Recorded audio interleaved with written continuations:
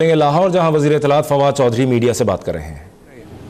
1 दिसंबर से हम दुनिया को आगाह कर रहे थे कि हिंदुस्तान के इंतखाबात हैं, उससे पहले नरेंद्र मोदी की हुकूमत कोई बड़ा यहाँ पे कदम उठाएगी जिससे कि वो अपने इलेक्शन जीतने के लिए इस्तेमाल करना चाहते हैं। दिसंबर से हमने ये जो परमानेंट 5 हैं उनके एम्बेसडर्स को हमारे फॉरेन मिनिस्टर साहब ने, फॉरेन ऑफिस ने बुलाया और उनको पूरी ब्रीफिंग दी हमने कि ये हिंदुस्तान की तरफ से हमें इस तरह के इंडिकेशंस आ रहे हैं। उसके बाद हमने देखा कि पुलवामा के बाद मिनट नहीं लगे, आपने सोचा भी नहीं, समझा भी नहीं कि इसको जो है वो, और एक फेक वीडियो जो है जिसकी आवाज़ साफ नज़र आ रही है, जिसके लिए किसी को बड़े एनालिसिस की भी ज़रूरत नहीं है, आप सामने देखें कि उसके ऊपर एक फ़ेक वीडियो की बुनियाद के ऊपर पाकिस्तान के ऊपर इल्ज़ामात धरे गए, पाकिस्तान की ज़मीन इस्तेमाल होने के इल्ज़ामात धरे गए और फिर वो सारे इल्ज़ामात आपकी कार्रवाइयों समेत आपके मुँह के ऊपर आए।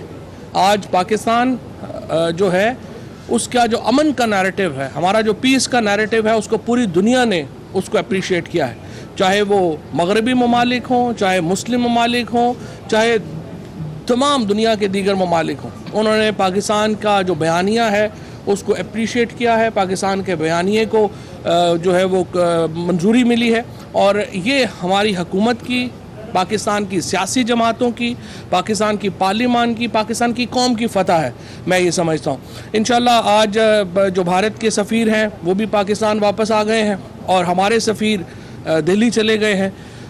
जो एयरपोर्ट्स हैं वो तकरीबन मुकम्मल तौर के ऊपर खुल चुके हैं। मामला जो है वो उस तरह का अब शिद्दत जिस तरह थी उस तरह नहीं रही है। अल्लाह का शुक्र है कि हम दोबारा अमन की तरफ आ रहे हैं। लेकिन ये एक बात ज़ाहिर है कि आप सिर्फ पॉलिटिशियंस जब इलेक्शन जीतने के लिए इस तरह का लाखों करोड़ों लोगों की ज़िंदगियों को अगर दाव पे लगा दें तो ज़ाहिर है कि उससे फिर मालूम होता है कि उनका क्या मामला है, क्या नहीं है।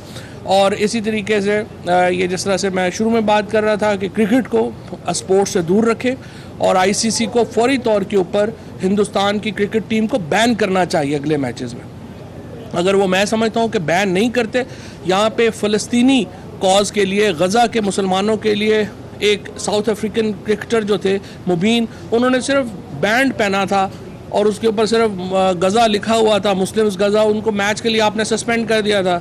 हिंदुस्तान को अगर आप सस्पेंड नहीं करते तो इसका मतलब ये होगा कि आप अपने कवानीन की अमलदारी आपकी बराबर नहीं है। तो बहुत ज़रूरी है कि हिंदुस्तान की क्रिकेट टीम को ये मालूम होना चाहिए कि वो बैनुल-अक़वामी कवानीन से बालातर नहीं है। इससे पहले रेसलिंग फेडरेशन जो दुनिया की है वो हिंदुस्तान को बैन कर चुकी है। ओलंपिक्स एसोसिएशन ने अपने एतराज़ात उठाए हुए हैं। सो हिंदुस्तान उल्टा ये जो उन्होंने एक्शन लिए हैं इसके नतीजे में हिंदुस्तान अकेला हुआ है और तमाम जो स्पोर्ट्स बॉडीज़ हैं उन्होंने एक्शन लिया है। इसलिए मैं ज़रूरी समझता हूँ कि क्रिकेट में भी जो है वो एक्शन जो है वो होना चाहिए और इंशाअल्लाह ताला मेरा ख्याल होगा। जी साहब, ये फरमाइएगा कि हमारे देहातों में एक असूल है कि जब कोई मरीज़ डॉक्टर के पास जाता है तो उसे कहते हैं नहीं, जो बचना है लाहौर ला दो, तो अब जो लाहौर में है उसको कहाँ ले जा रहे हैं? देखिए, बेसिकली बात यह है, प्राइम मिनिस्टर साहब ने बिल्कुल वाज़ेह तौर के ऊपर ये बात की थी और उन्होंने ये कहा था कि नवाज़ शरीफ साहब को बिल्कुल इलाज की जो भी बेहतरीन सहूलत है वो उनको मिलनी चाहिए।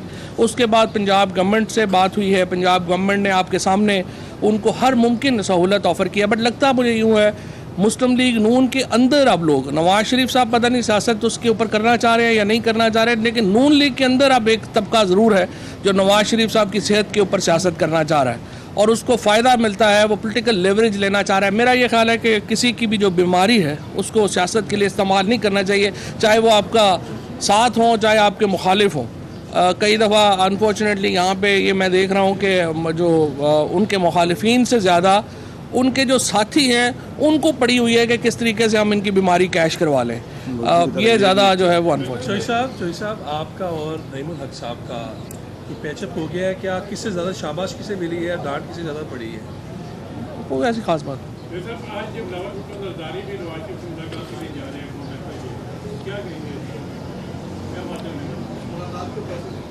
देखिए वो दोनों अपोजिशन में पहले ही इकट्ठे हैं और अपोजिशन में PMLN और पीपल्स पार्टी जो है वो एक अलायंस में बैठी हुई है।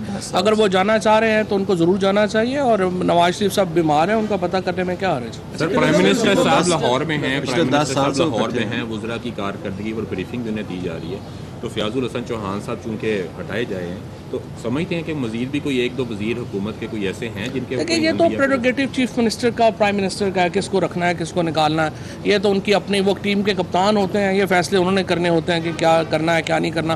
फयाजुल हसन चौहान साहब ने भी बड़ी अच्छी इनिंग्स खेली है, अब शमशान बुखारी साहब आए हैं, उनसे भी यही तवक्को है कि अच्छी इनिंग्स खेलेंगे और वो अपना पंजाब हुकूमत का नुक्ता नज़र जो है वो पहुँचा सकेंगे, लेकिन ये फैसले तो प्राइम मिनिस्टर चीफ मिनिस्टर तंजीमों के खिलाफ क्या कार्रवाइयाँ मजीद को तेज़ हो रही हैं और पंजाब से बढ़कर क्या इसके अलावा KP और बलूचिस्तान में भी इन तंजीमों के खिलाफ? देखिए पहली बात तो यह है कि जो कालेदम तंजीमें हैं, हम अपने नेशनल एक्शन, आज मैं हैरान हो गया हूँ जब मैंने देखा लाहौर में वज़ीर इत्तलात फवाद चौधरी मीडिया से गुफ्तगू कर रहे थे, जो कि आप बराह रास्त देख रहे थे।